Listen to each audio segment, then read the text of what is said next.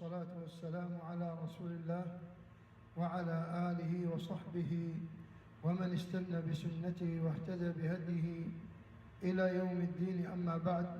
حياكم الله, dear brothers and sisters, to this first session of the explanation of Usool al Thalatha, which is titled by Al-Wiraathah fi fahmi al-Usool al Thalatha.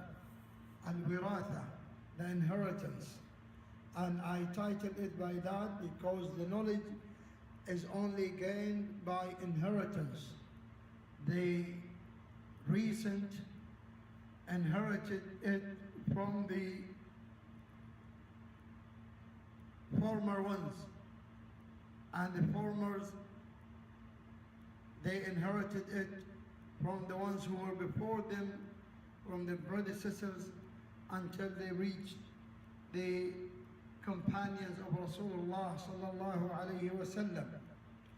This type of explanation is not as normal explanation as you may have come through, but this is only a summary in points of what is called the beneficiary points from the chapter of this book, or each chapter of this book. Imam Mohammed bin Abdul Wahhab rahimahullah ta'ala began the book by the chapter titled by the four matters which are obligatory to be known and learned. He rahimahullah ta'ala said, اعلم رحمك الله أنه يجب علينا تعلم أربع مسائل. No, may Allah have mercy upon you that it is obligatory upon us to learn four matters. الأولى العلم وهو معرفة الله ومعرفة نبيه ومعرفة دين الإسلام بالأدلة.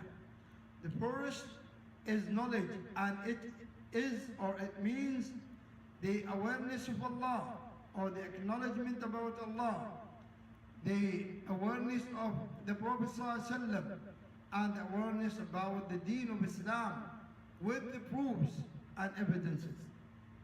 الثانية العمل به. The second is acting upon it. الثالثة الدعوة إليه. The third is calling to it. الرابعة الصبر على الأذى فيه.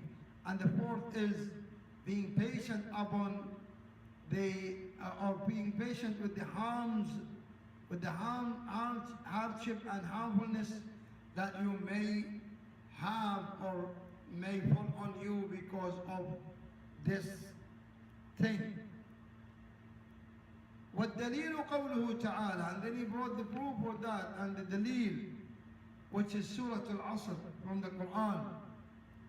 قال الله تعالى, Allah the Exalted said, وَالْعَصْرِ إِنَّ الْإِنسَانَ لَفِي خُسْرٍ إِلَّا الَّذِينَ آمَنُوا وَعَمِلُوا الصَّالِحَاتِ وَتَوَاصَوْا بِالْحَقِّ وَتَوَاصَوْا بِالصَّبْرِ.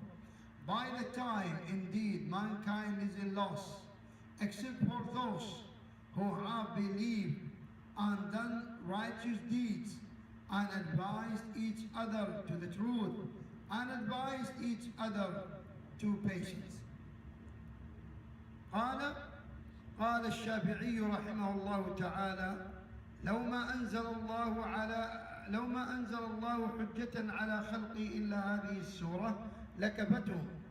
He said that Imam Shafi'i said, if Allah would never have sent any proof against his creation except this surah, then it would be sufficient for them.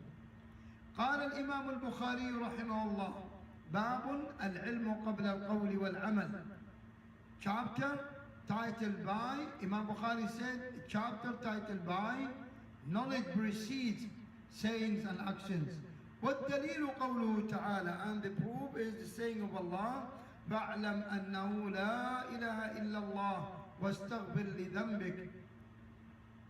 Say, O Muhammad, that there is no one worthy of worship but Allah, then seek for your forgiveness. seek forgiveness for your sin. فبدأ بالعلم قبل القول والعمل. So he began by knowledge before sayings or actions. The beneficiary points of this chapter are 15 points. The first is that the scholar's obligation for his students and for the Muslims with mercy, that which cannot be received, cannot be gained except with the acknowledgement and awareness about the right of Allah and fulfilling it upon the right way. The second is that these four matters are obligatory upon every single Muslim, male and female. No one is burdened by ignoring it while he or she is able to learn about it and to know about it. The third is the obligatory knowledge upon every Muslim is what the religion of that person cannot be conducted without it. The fourth is awareness about Allah. Knowing about Allah includes three things: knowing about His Lordship, knowing about His Godhood, and knowing about His names and attributes. The fifth is the awareness about the Prophet ﷺ, includes his lineage, his way of looking, his manners and characters, his religion, and his sunnah with which Allah Ta'ala is worshipped. And the sixth is the awareness about Islam, which can never be found or adhered except with the proofs and evidences which are authentic in chain of narration and clear in understanding and proving. The seventh is that knowledge must be followed by actions. As Ali radiallahu ta'ala anhu said, العلم يهتف بالعمل فإن أجابه وإلا ارتحل. Knowledge calls the deeds or the actions. So if actions responded, otherwise knowledge would leave that body. The eighth is calling to this deen. Calling to this deen is the only method for this deen to continue and spread.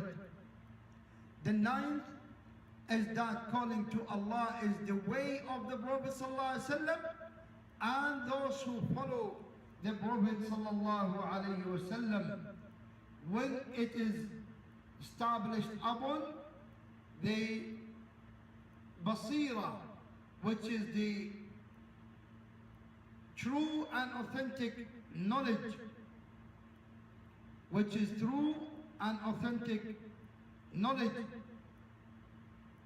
which is clear, which is the knowledge, which is called the ilm, which is free, which is clear and free from any innovations. As Allah subhanahu wa ta'ala said in ayah 108 of Surah Yusuf, قُلْ هَذِهِ سَبِيلِ, say, O Muhammad, this is my way. أَدْعُو إِلَى اللَّهِ, I call unto Allah. أَنَا وَمَنْ أَعْلَى بَصِيرًا, upon knowledge. أَنَا وَمَنِ اتَّبَعَنِي, me and those who follow me. وَسُبْحَانَ اللَّهِ, and glory be He, Allah. وَمَا أَنَا مِنَ الْمُشْرِكِينَ, and I'm not from amongst the atheists. The 10th is that from the reasons of success in da'wah is that it is established upon wisdom and good reminder.